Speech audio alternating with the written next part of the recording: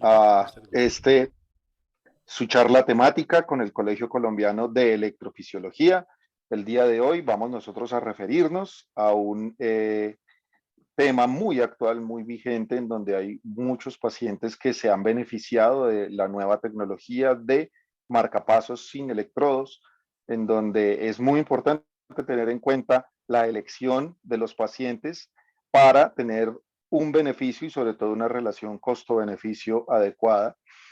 Y para lo cual hemos invitado al doctor Jorge Enrique Velázquez. El doctor Jorge Enrique es médico internista, cardiólogo, electrofisiólogo de la ciudad de Medellín, trabajando en el grupo CES, siendo una persona muy importante dentro del implante de los nuevos marcapasos sin electrodos en el país.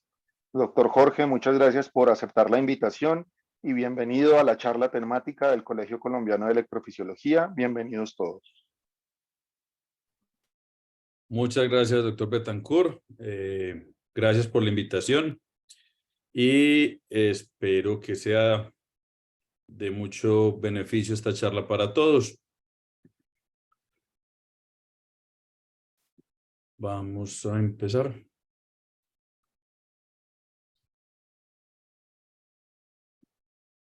Bueno,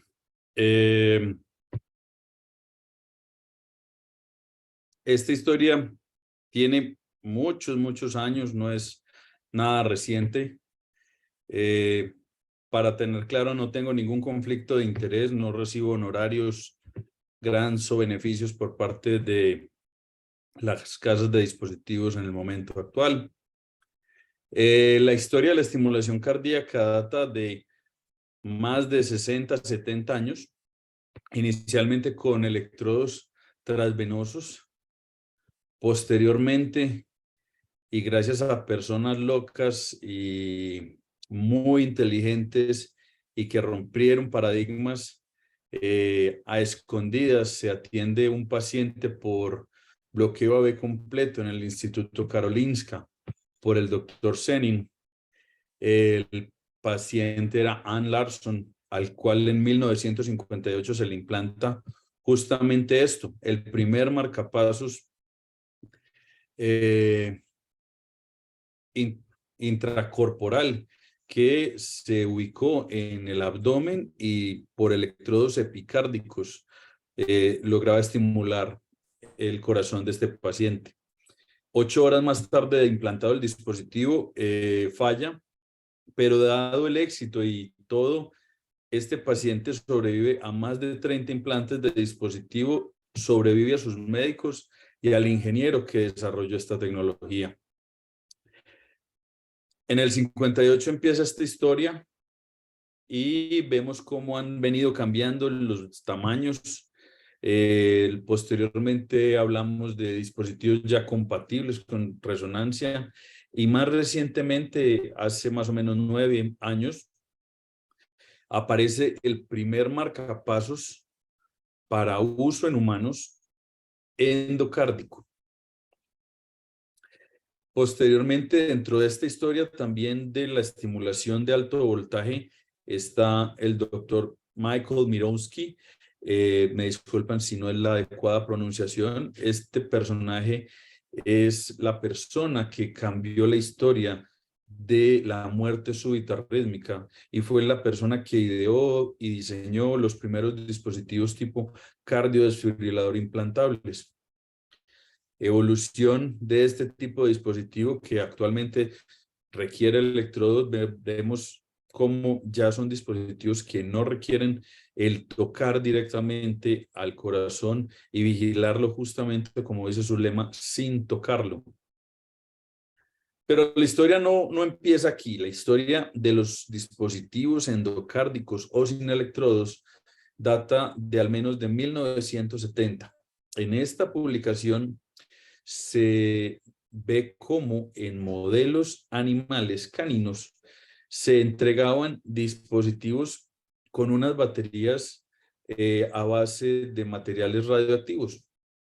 Era claramente útil y vemos cómo en los trazos electrocardiográficos el perrito tenía un bloqueo AV completo y cómo posteriormente con este tipo de marcapasos, se permitía una frecuencia cardíaca establecida, simplemente estimular una cavidad a una frecuencia dada y que el perrito pudiera vivir. El problema de este tipo de dispositivos era la estabilidad de su batería y el riesgo de contaminación con los materiales que estaba elaborada, situación que hizo que entrara un poco en refrigerador este concepto, que posteriormente fue retomado. Y es así como empieza el desarrollo de dispositivos de estimulación endocárdica, y el primero en aparecer en el mercado, como lo mencioné, fue el dispositivo NanoStim, que presenta su primera publicación Leadless, donde demuestra que en pacientes con bloqueo AV de segundo grado, fibrilación auricular lenta o bradicardia severa, el implante ventricular de este tipo de dispositivo tenía una muy alta tasa de éxito, que no estaba libre de complicaciones y que vamos a ver que son muy similares para los dos dispositivos actualmente disponibles, como son la perforación y el derrame pericárdico, que son lo que debemos vigilar al momento de los implantes y del seguimiento de estos pacientes. En la historia, un segundo estudio, Leadless 2, donde demostró una muy alta tasa de éxito en los implantes, con seguimientos muy favorables y estabilidad en los parámetros de detección, umbrales de estimulación y la impedancia de estos electrodos asociados al dispositivo, y cómo permanecían constantes en el tiempo y muy estables.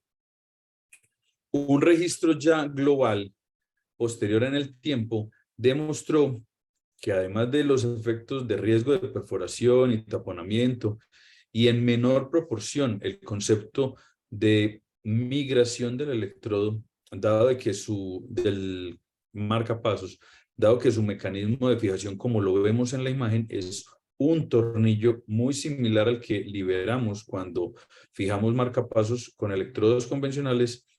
Este mecanismo de fijación disminuye el riesgo potencial de migración del electrodo y del marcapasos. ¿Pero qué se vio? Y fue una alerta mundial que obligó al retiro del mercado y a un freno para analizar el comportamiento de las baterías, porque en el 4% de los dispositivos implantados en ese momento se habían visto depresión marcada de la batería temprana, falla en la estimulación e incluso muerte asociada a esto. Por lo cual, Abbott retira el dispositivo, pero queda con un avance muy importante en la estructura para desarrollar este dispositivo a futuro.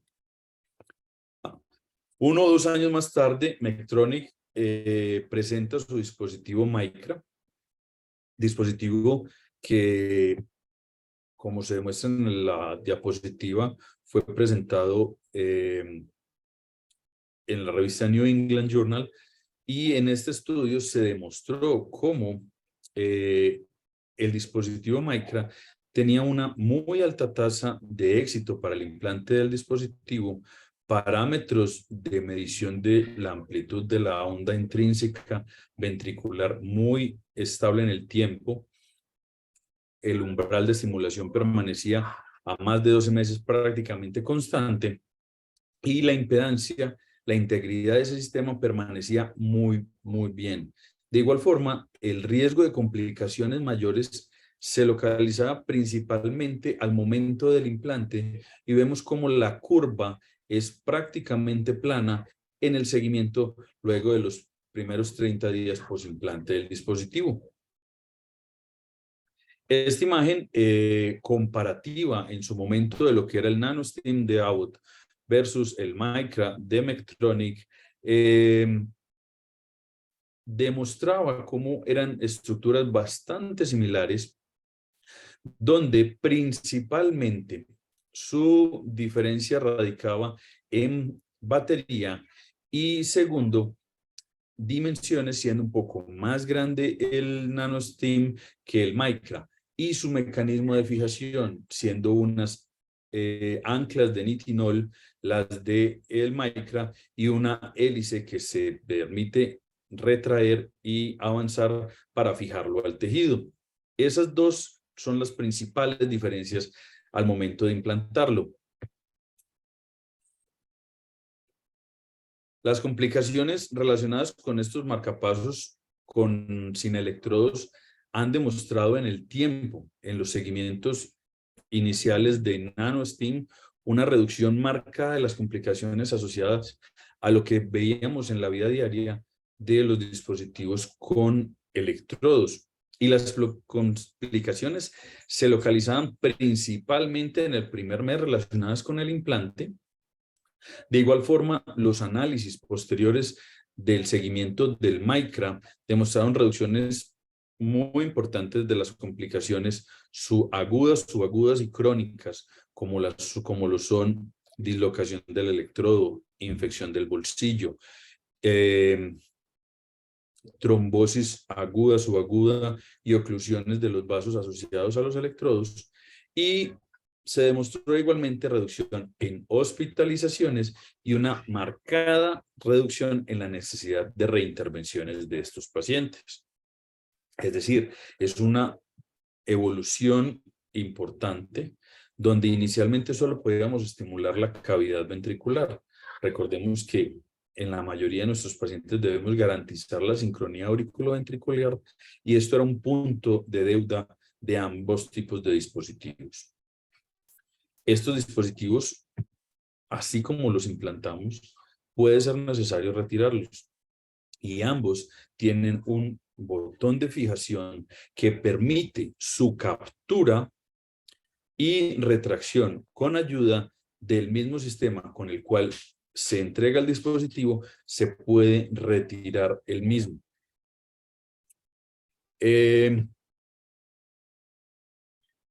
La evolución de Micra, de pasar de un marcapasos unicameral BBI para la estimulación exclusiva del ventrículo, migra a un marcapasos bicameral, un marcapasos que es capaz de detectar la activación auricular y estimular el ventrículo.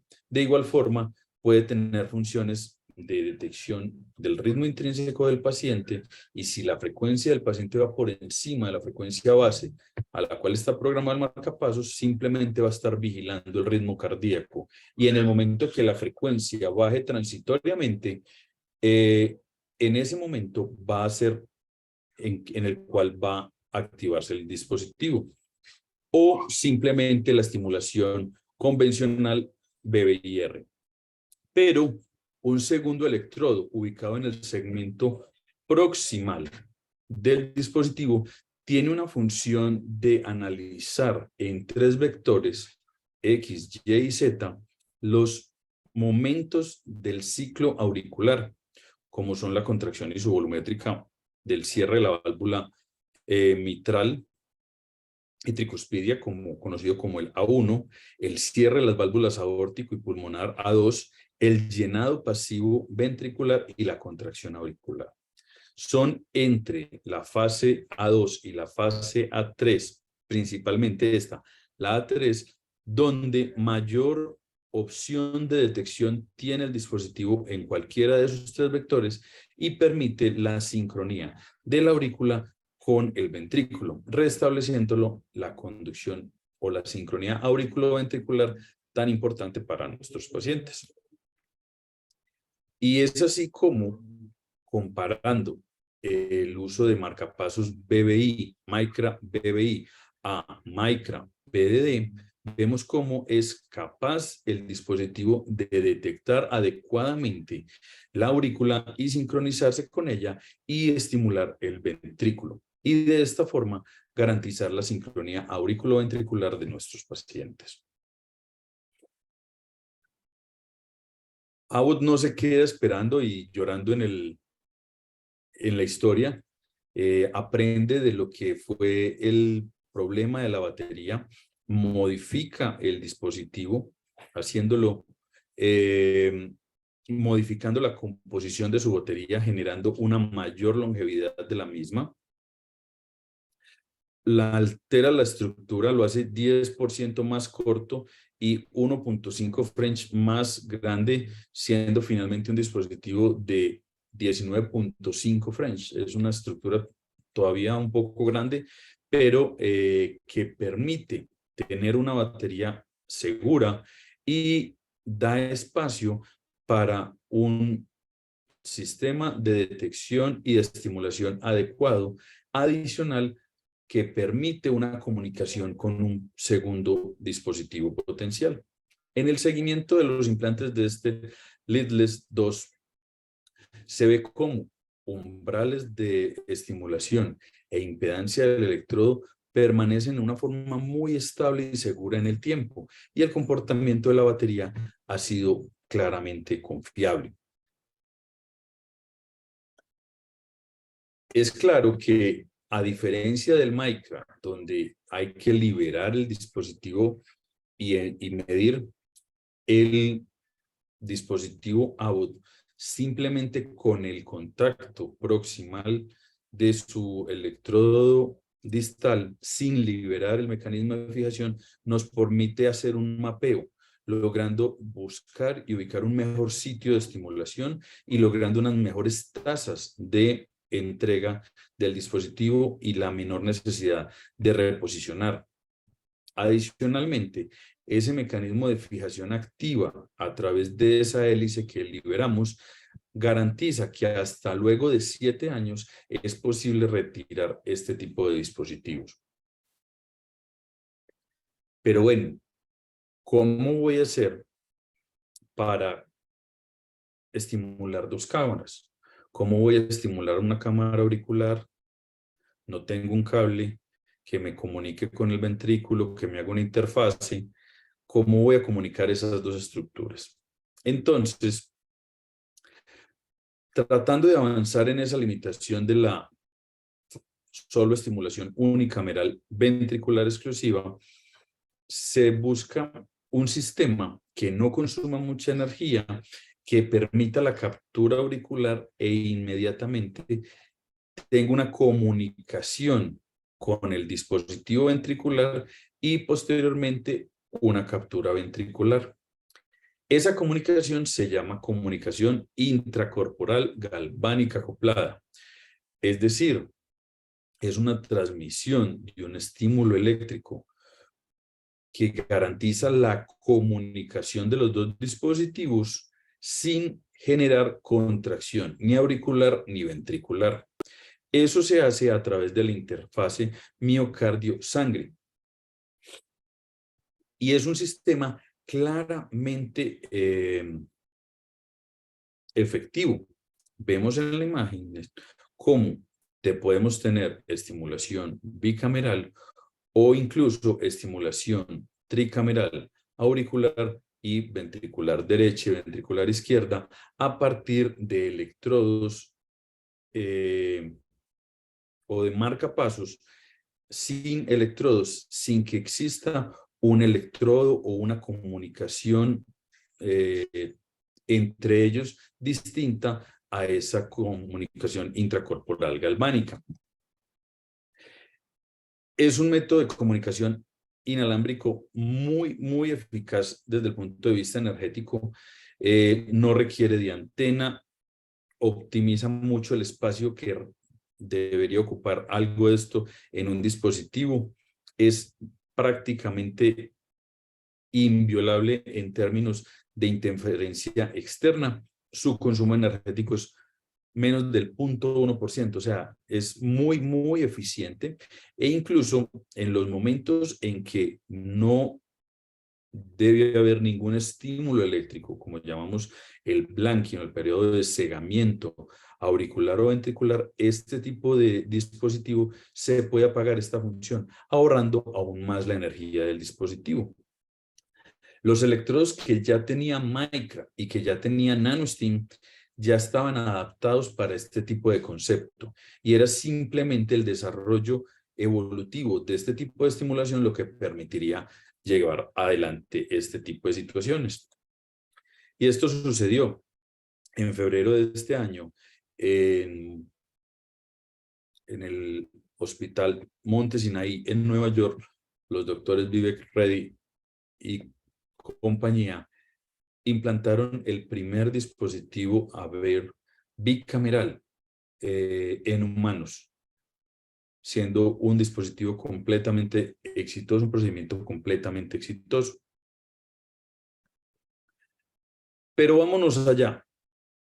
¿Y qué hacer con la terapia de resincronización cardíaca? Con la estimulación biventricular.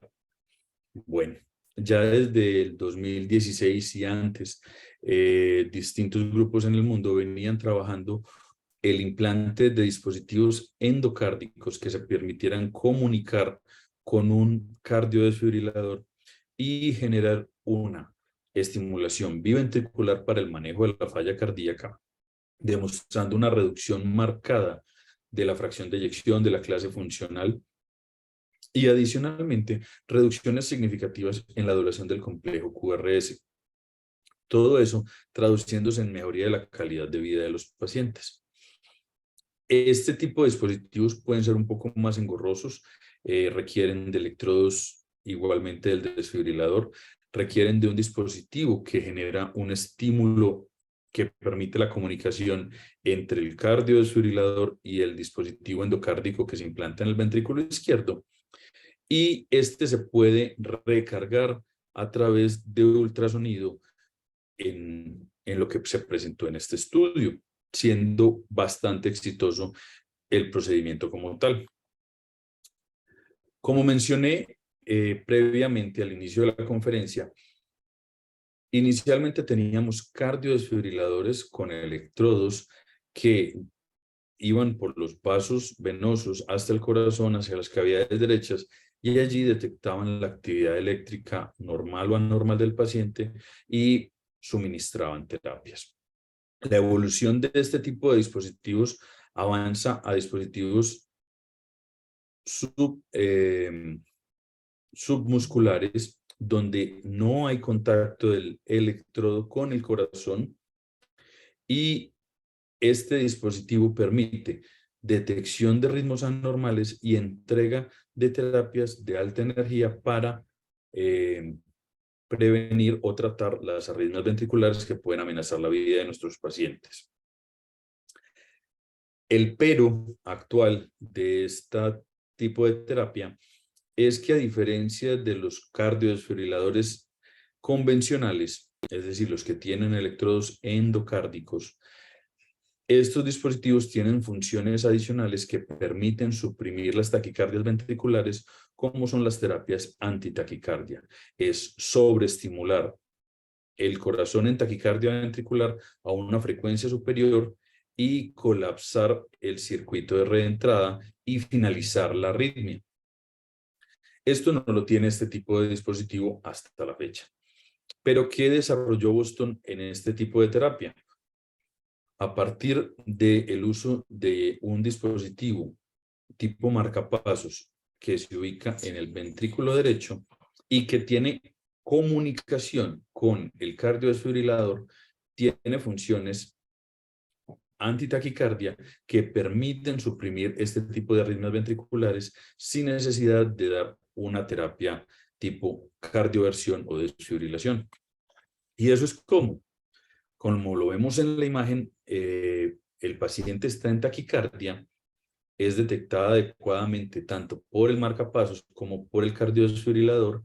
El marcapasos activa una secuencia de sobreestimulación a una frecuencia mucho más alta de la taquicardia ventricular y suprime la taquicardia ventricular sin entregar una terapia tipo cardioversión o desfibrilación. Importante en este tipo de terapia o en este tipo de dispositivos donde interactúan tanto el desfibrilador subcutáneo como el marcapasos endocárdico es garantizar una adecuada comunicación entre ambos dispositivos. Y es como en la segunda imagen de la diapositiva, vemos como, independiente de la posición en la que esté el paciente, por lo menos, al menos en modelos animales, hay una completa comunicación y muy estable en el tiempo, independiente de la posición. garantizando una buena comunicación y que el funcionamiento óptimo del dispositivo.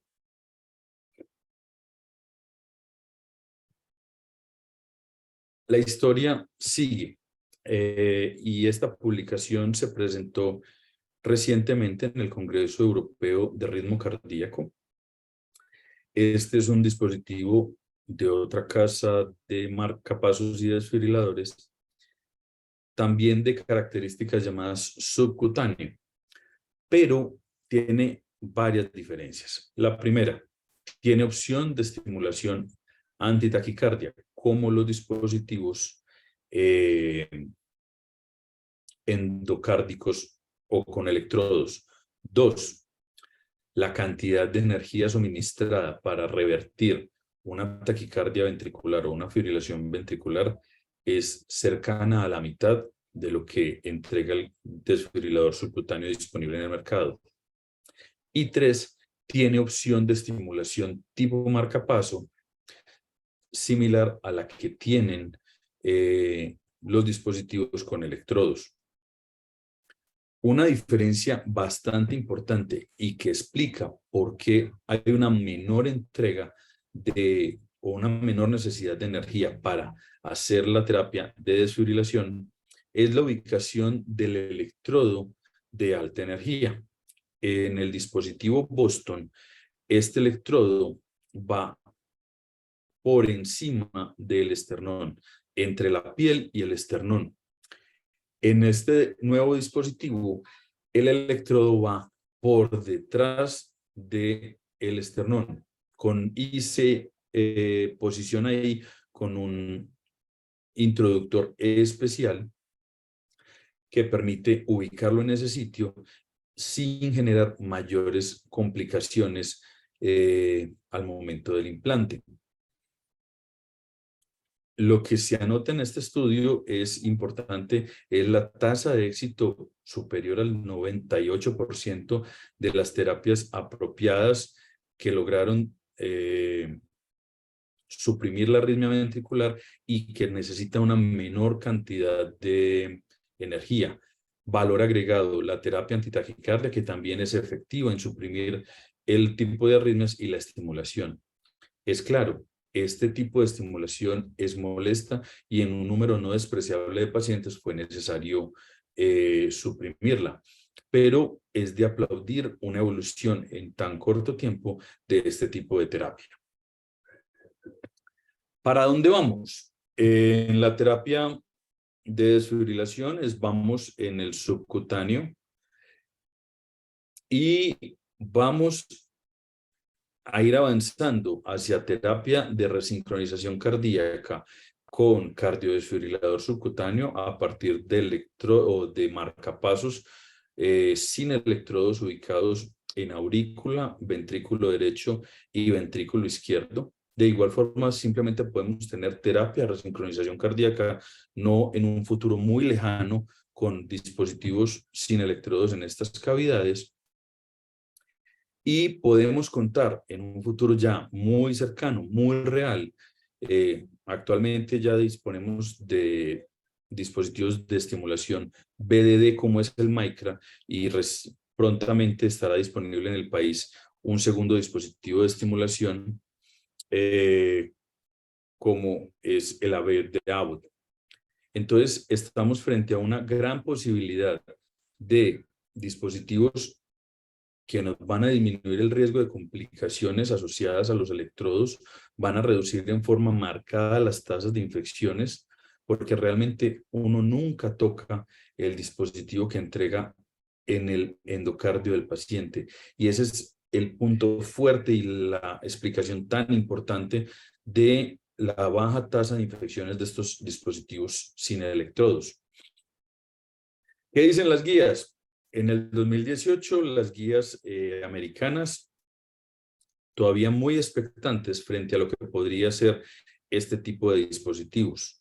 En el 2021, los europeos dan un salto importante y dicen que los dispositivos sin electrodos, los marcapasos sin electrodos, pueden ser considerados una alternativa en pacientes que tengan dificultades en los accesos vasculares por trombosis o porque no hay accesos, pacientes que ya han tenido infecciones asociadas al dispositivo, infección del bolsillo o incluso endocarditis asociada al dispositivo, o pacientes en hemodiálisis.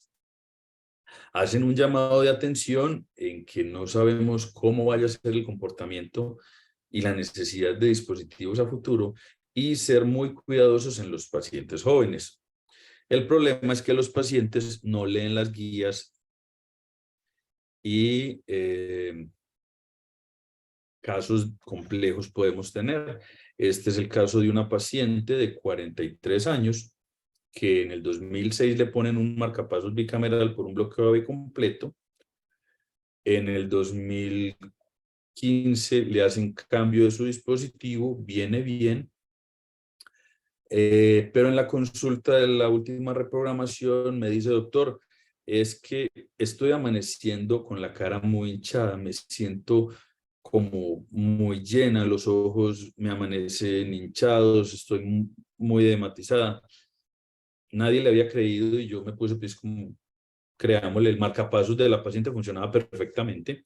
Le solicité un angiotac de tórax y un ecocardiograma. El ecocardiograma fue completamente normal y el angiotac me dijo que la paciente tenía una oclusión cercana al 90% de la vena cava superior y que se estaba comportando como un síndrome de vena cava superior.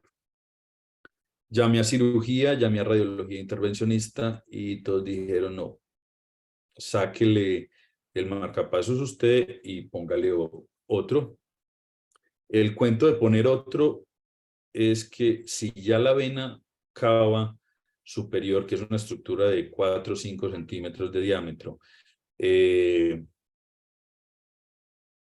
se colapsó, como lo vemos en la imagen, con ese cuello que tiene ese balón, poner un stent ahí y a través de ese stent avanzar nuevos electrodos no es la decisión adecuada. Entonces, ¿por qué no es la decisión adecuada? Porque la cicatrización de esa vena es claramente anormal.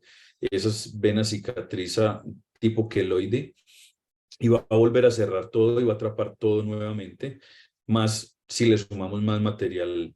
Entonces a esta paciente le implantamos primero el marcapasos Micra, posteriormente en un segundo tiempo retiramos los electrodos y en ese mismo acto quirúrgico, ya con la luz conservada o lograda por el retiro de los electrodos, se avanzó el balón de angioplastia y se hizo una venoplastia de esta paciente. El punto fue que posteriormente la paciente recurre con síntomas obstructivos y hay que llevarla un segundo tiempo para poner un stent finalmente en cava que garantizará una mejor funcionamiento sin que tuviera un material extraño que lo pusiera a reaccionar. Este caso es un segundo paciente joven, 30 años, con un bloqueo AB completo, que ocurre luego de una cirugía a los 6 meses de un cambio valvular mitral. Se le implanta un marcapasos bicameral. Ese marcapasos bicameral viene muy bien y al año de implantado presenta una extrusión del dispositivo, se descarta endocarditis y se lleva al implante de un electrodo Micra, de un marcapasos Micra. En ese implante fue un implante muy complejo, era una aurícula derecha muy pequeña, difícil de llegar. Logramos posicionar ese marcapasos en al menos 5 sitios: septum medio, septum alto, subtricuspidio, siempre tratando de seguir la recomendación de Medtronic de evitar el ápex para reducir el riesgo de perforación y de taponamiento cardíaco. Logramos el implante inicial con un umbral menor de 1. El paciente, por vivir en una zona rural, decidimos dejarlo hospitalizado y en vigilancia. Y a las 48 horas el umbral de estimulación aumentó a más del doble y hacía una captura intermitente con duración del impulso incluso de 1. En la imagen vemos como No se ve la imagen, discúlpeme.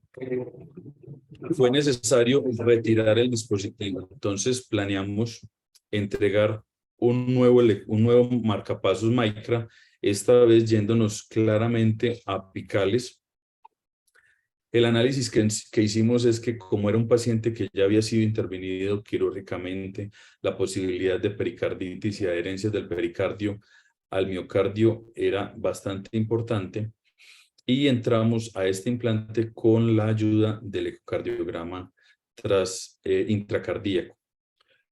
Liberamos el primer dispositivo, el umbral fue menor de 0.5, entregamos el dispositivo bien y posteriormente con ayuda de la herramienta del acceso para entregar el primer marcapasos, avanzamos sobre esta un introductor deflectable y un catéter lazo, un catéter SNER, que nos permitió capturar el segmento proximal del marcapasos que estaba a nivel septal y retraerlo para lograr la eliminación de este segundo dispositivo.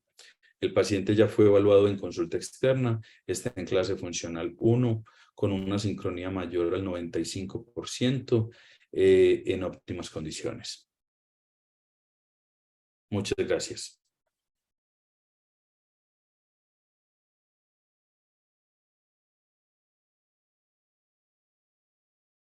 Quedo atento a preguntas.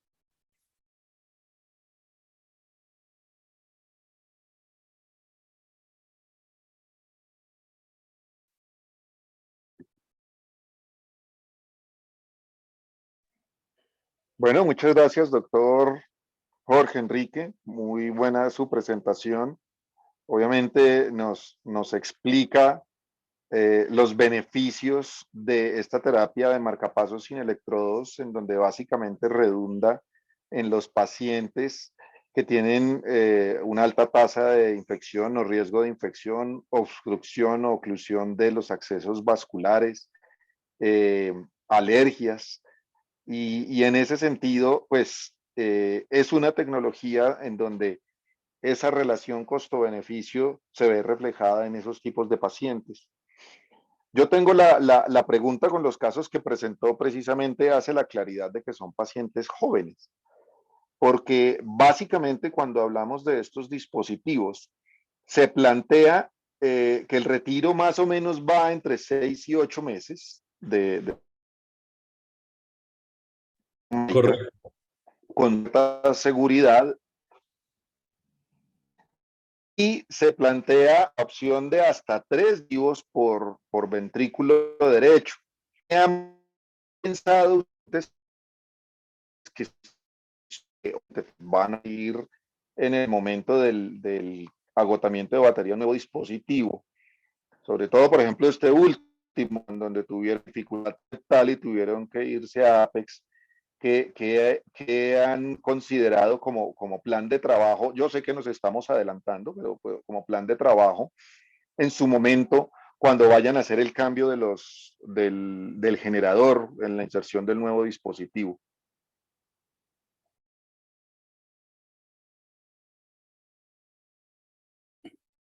Cuando hice ese caso, mi meta era que el paciente saliera vivo. Fue un caso, el primo implante endocárdico, fueron 3 horas de procedimiento, múltiples liberaciones, septum altos intravéculas, septum medio distinto al sitio donde habíamos estado, simplemente no capturaba, a pesar de tener un buen contacto, a pesar de todo lo que hicimos, nada. Entonces nos fuimos, cuando logramos un buen umbral, esperamos, todo funcionó bien y quedamos tranquilos. Pero las microdislocaciones pueden ocurrir más frecuentemente en los dispositivos de electrodos, pero no son ajenas a este dispositivo. ¿Qué pensaría yo específicamente en este paciente? Si necesita un segundo marcapasos en unos 10 años, porque la vida útil de él es más o menos 15 años, creería que irse a esa zona apical seguirá siendo la opción.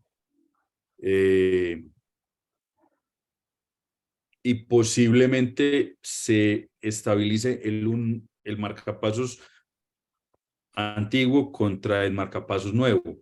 Ese es mi análisis. El ventrículo izquierdo está prohibido en él, porque tenemos una válvula mitral mecánica. Entonces son muy pocas realmente las opciones para él distintas a un dispositivo similar.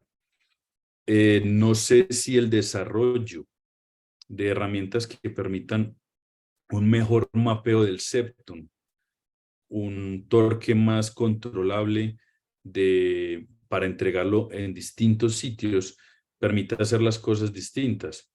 En Ecuador hay un doctor, el doctor Egas, que ha hecho mapeo de la zona de His y ha entregado dispositivos Micra cercanos a la zona de His, pensando en una terapia de resincronización. Pero, doctor Betancourt, usted que lo ha hecho, en llevar ese dispositivo específicamente a la zona de His no es fácil. Para Y uno nada. debe ser lo más juicioso de estar siempre pegado al septum por el riesgo de perforación. De hecho, ese fue uno de los paradigmas que al cambio disminuyó y minimizó notoriamente las complicaciones con Micra. El cambio del paradigma apical y anterior a irnos a la región septal redundó en mejores parámetros y en mucha más seguridad para el paciente. Y respecto a eso, el doctor Villegas nos hace una pregunta muy interesante y es, ¿qué opinas, Jorge, respecto a los parámetros de implante? Es decir, sabemos que más o menos recomiendan hasta 10 entregas.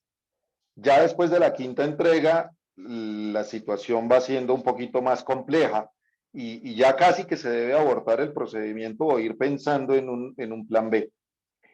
Sin embargo, muchas veces cuando se modifica la entrega puede ser o porque no tenemos una estabilidad suficiente de los times o porque tenemos malos parámetros. La pregunta específica del doctor Villegas es, ¿qué tan tolerantes podemos ser con unos parámetros regulares teniendo una muy buena localización y una muy buena estabilidad? ¿O preferimos localización y estabilidad sobre ese escenario? ¿O definitivamente tenemos que perseguir los parámetros ideales y recomendados independientemente de que tengamos una buena estabilidad?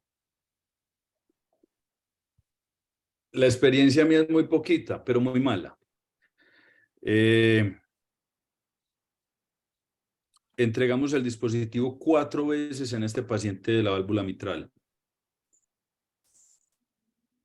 Quedó con un umbral de 0.75 a 0.24 milisegundos. Anclado en el septum, pues porque es que cuando jalamos para retirarlo, yo fui el que jalé. Y Y estaba anclado. y sentí pues que me traía el ventrículo. Entonces, el parámetro tiene que ser óptimo, porque si vos logras un umbral menor de 1 a 0.4, a 0.24, eso dura 15 años. Y tener un buen umbral de implante en el tiempo te garantiza que las cosas pueden funcionar bien. Si los parámetros son dudosos, respire, piense dónde más lo puede poner. No descarte el Apex. Es un sitio donde se puede poner. ¿Existe más riesgo de perforación? Sí, existe más riesgo, pero se puede hacer. Pero cero tolerancia a parámetros intermedios porque te vas a consumir la batería del dispositivo muy rápidamente y vas a reintervenir obligatoriamente a tu paciente muy rápidamente. Cuando el paciente empezó a cambiar, inmediatamente lo reprogramamos, pasamos de 0.24 a 0.5 y rápidamente se subió hasta más de 2.5 a 1, un año de batería. Entonces, cero tolerancia frente a eso. Es mejor respirar profundo, Procedimientos complejos tenemos en unicamerales, bicamerales, tricamerales, ablaciones. Y lo único que uno puede hacer es parar, pensar qué puede hacer distinto, dónde lo puede ubicar distinto, más proyecciones, o ir al técnico, qué opciones más te puede dar, y llenarte de todo eso y buscar una mejor ubicación y siempre, siempre tratar de tener los mejores parámetros. En otro sentido, también nos preguntan, ¿qué opinas de estos dispositivos en pacientes jóvenes o más jóvenes, en donde es importante aclarar que el BDD, el Micra BDD, tiene un mejor sensado auricular dentro de una frecuencia cardíaca convencional, es decir, más o menos va entre los 50 y los 110 latidos por minuto. Cuando supera los 110 latidos por minuto, él se conmuta a BBI porque no es capaz de hacer el sensado de las ondas de llenado ventricular derecho. Entonces, respecto a eso, nos preguntan acerca de qué opinamos acerca del implante en personas jóvenes cuando se prevé que si el paciente va a tener frecuencias cardíacas mayores por la edad, vamos a perder esa sincronía auriculoventricular. En la clínica Cardiovid, paciente joven, una mujer joven, joven es menor, un síndrome de vena cava. La paciente está en clase funcional, no tiene de sincronía, no tiene signos de marcapasos. Entonces, yo creo que sin accesos, sin duda alguna, que nos van a poner a pensar dónde vamos a poner un segundo dispositivo, si lo vamos a sacar, y todo eso, sin duda alguna. El interrogante que manejan los mismos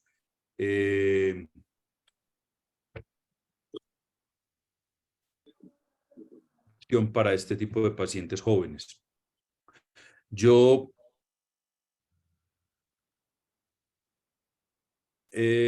pregunté si lo estaban haciendo en cirugía cardíaca, en congénitas, en pacientes que de entrada salen bloqueados y que van a necesitar muchos marcapasos. Y el BBI es una buena opción para ellos, y así lo hacemos en muchos. Y es una línea en desarrollo, en estudio para Medtronic. Para implantes difíciles, la opción también es cambiar el acceso, y la opción de un acceso yugular con un buen soporte de vascular puede ser una alternativa en pacientes complejos en el momento del implante. De acuerdo, o subclavio izquierdo también se ha descrito y puede ser efectivo. Al respecto hay otra pregunta, y es acerca de la parte de costo-efectividad. En este momento en Colombia tenemos disponible el dispositivo Micra de Medtronic. Muy probablemente en los próximos meses vaya a llegar el Aveir de Abbott, y probablemente de las otras casas también. Yo pienso que el tema, como lo hemos venido hablando, es relación costo-beneficio adecuada, es decir, que al paciente que se lo implantemos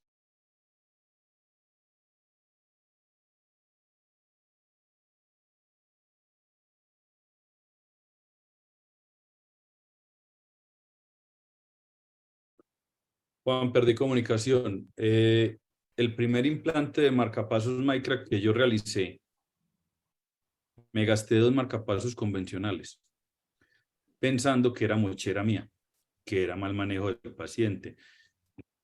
Le puse 2 dispositivos, uno Biotronic y uno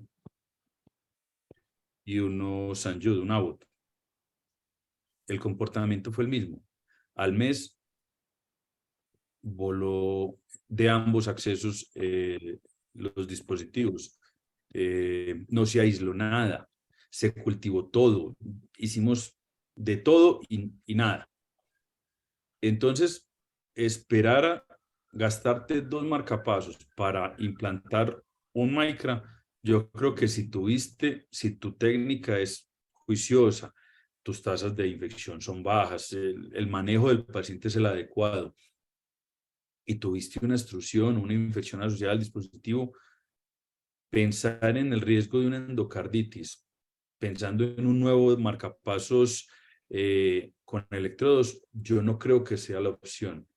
Es más costo efectivo poner un marcapasos Micra, un marcapasos sin electrodos, que irse a buscar más complicaciones.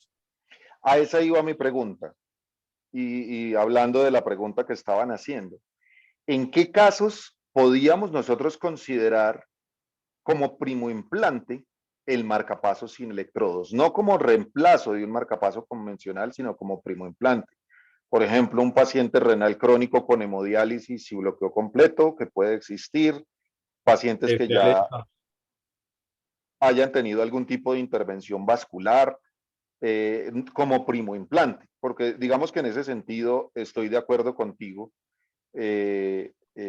Tuvimos un paciente que perdió un cardioresincronizador, y ahí vamos a otra de las preguntas que nos hicieron, por una hematoma que se infectó, que se sobreinfectó. Entonces ahí teníamos la decisión si colocarle contralateralmente otro cardioresincronizador en un paciente que había tenido un intervencionismo coronario reciente y estaba con triple terapia porque estaba también haciendo fibrilación auricular, o y para agregar un problema adicional, era un paciente que estaba asistólico total, dependiente totalmente de estimulación. Entonces, en ese sentido, preferimos, en vez de ponernos a ponerle bajo las mismas condiciones otro cardioresincronizador, un dispositivo Micra lo más septal posible. Realmente en ese paciente nos fue muy bien, quedó un QRS incluso angosto y muy bonito, y no ha tenido ni siquiera desarrollo de falla cardíaca, teniendo una disfunción ventricular moderada. Y esa es una de las preguntas que nos hacían. ¿Qué opinan de implantar un dispositivo de estos sin electrodos en pacientes con cardiopatía dilatada?